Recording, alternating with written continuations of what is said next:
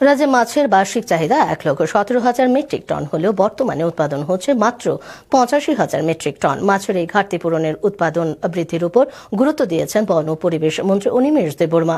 26তম জাতীয় মৎস্য চাষী দিবস উপলক্ষে আজ লেম্বুছড়ার কলেজ অব ফিশারিজে এক কৃষক বিজ্ঞানী কর্মশালায় উদ্বোধন করে তিনি মৎস্য চাষীদের প্রধানমন্ত্রী মৎস্য সম্পদ যোজনার সুযোগ সুবিধা গ্রহণের জন্য আধুনিক পদ্ধতিতে মাছ চাষে এগিয়ে আসার আহ্বান জানান তিনি।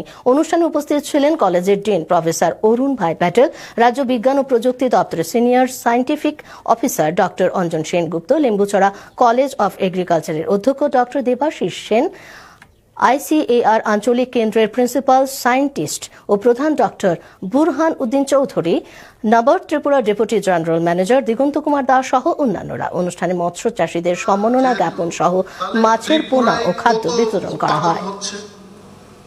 Only somewhere near about 85,000 metric ton is the production. 85,000 মতো মাছ উৎপাদন হচ্ছে ত্রিপুরায়। তাহলে যে ঘাটতি 31,000 বা 30,000 কাছাকাছি 30,000 মেট্রিক টন যে ঘাটতি, এই ঘাটতিটাই কিন্তু ফিশ ফার্মারদের একটা সুযোগ যে আপনারা আরো সাপ্লাই দিতে পারেন।